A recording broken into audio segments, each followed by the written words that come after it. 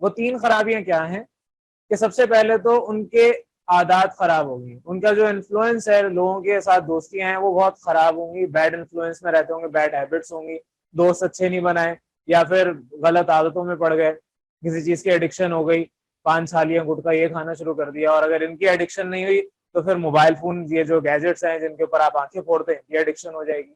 तो किसी भी किस्म को एक्सेसिव अमाउंट में करेंगे वो एडिक्शन है। अगर आप किसी चीज को नहीं छोड़ सकते, मोबाइल हाथ में आया और आपको पता भी नहीं चला 5-10 मिनट 15 मिनट कहाँ चले गए, तो ये एडिक्शन है वो 10-15 मिनट की।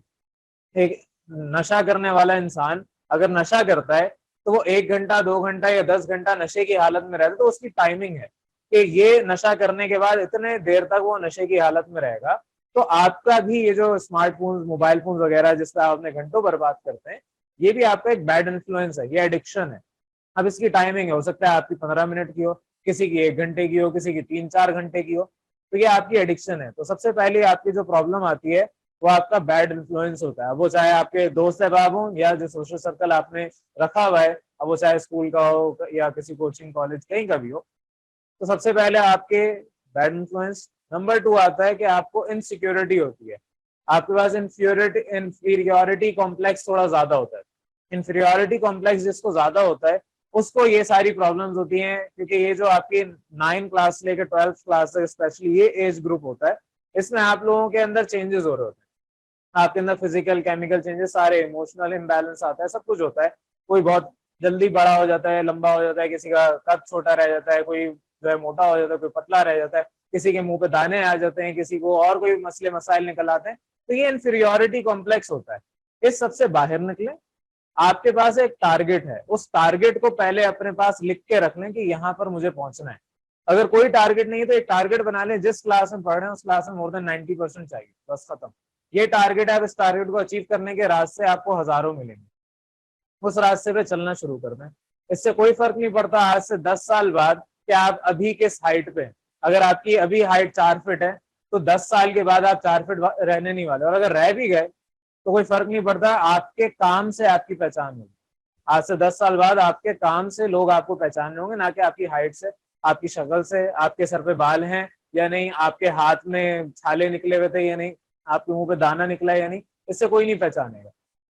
तो आपको अपने अंदर इंफीरियोरिटी कॉम्प्लेक्स एक और ये भी होता है कि इसके पास तो ये अच्छी सी चीज आ गई, मेरा दोस्त है क्लास में उसके पास तो इतनी अच्छी चीज है, मेरे अम्मी अब्बू ने दिलाई नहीं। ये भी दिमाग में आता है कि ये तो इधर घूमता फिरता रहता है, मैं हूँ महीना भर घर में बैठा रहता हूँ। कोई भी दिमाग में खराबी आ गई आपके, कोई भी दिमाग में आपके एक बैड इन्फ्लुएंस आ गया, वो आपको अंदर ही अंदर तबाह कर देगा, और इससे डायरेक्ट अफेक्ट उस पर पड़ेगा, आपकी पढ़ाई पे, क्योंकि आप फजूल चीजों को सोचे जा रहे हैं। मेरा दोस्त तो ये कर रहा है, उसके पास तो ये वाला फोन है, मेरे अम्मी अब्बू ने तो अभी तक मुझे दिलाया ही नहीं। तो ये सारे ख्यालात अगर दिमाग में आएंगे तो आपका आगे पढ़ने से जो रुझान है वो साइडलाइन होता जाएगा। और तीसरा सबसे इंपॉर्टेंट होता है कि आपके जो भी गोल्स हैं, जो भी आपके टारगेट्स हैं, उसे किसी को बताने की जरूरत नहीं सिवाय अपने आप को और अपने वालिदैन को। आपके वालिदैन सिर्फ वही, ये 2 लोग आपके इस दुनिया के अंदर आपके लिए फिक्रमंद होते हैं और आपसे सिंसियरली मोहब्बत करते हैं और सिंसियरली आपके लिए वो कुछ भी कर सकते हैं।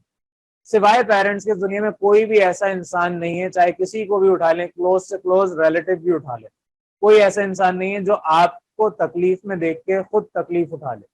अगर आप परेशान हो रहे हैं, आप किसी मुसीबत में पड़े हैं, तो आपके पेरेंट्स ही आपको निकाल सकते हैं। जितने फिक्रमंद आपके पेरेंट्स होंगे उतना फिक्रमंद कोई और नहीं होगा। तो आप, और उसके बाद आते हैं सेकंड प्रायोरिटी में आपके पेरेंट्स। तो आपके बाद आपके पेरेंट्स को पता होना चाहिए आपके फ्यूचर गोल्स क्या है, आपने करना क्या है। और अगर आपके पेरेंट्स को नहीं भी पता तो एटलीस्ट आपको क्लियर होना चाहिए कि आपने क्या बनना है।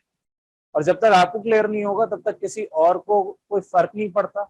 आप मुझे बताएंगे कि मैंने ये बनना है, मैं बोलूंगा बहुत अच्छी बात है, अगर आप मेरे स्टूडेंट हैं मैं आपको एक डायरेक्शन बता दूंगा, इस पर चलने। अगर आप नहीं चलेंगे मुझे कोई फर्क नहीं पड़ेगा, क्योंकि मेरा काम था आपको डायरेक्शन दिखाना, उस पर चलाना मेरा काम नहीं है। लेकिन उस पर चलना आपका काम है, और उस पर चलाने वाले आपके पेरेंट्स होंगे।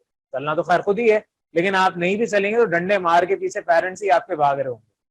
तो ये आपको 3 चीजें याद रखनी है अगर आपको जिंदगी में कामयाब होना है, कहीं पे भी पहुंचना है, स्टूडेंट के लिए खास तौर पर। तो मैंने स्पेसिफिक किया 9 क्लास से लेकर 12 क्लास तक, तो स्पेसिफिकली स्टूडेंट्स को इन 3 बातों का ख्याल रखना चाहिए।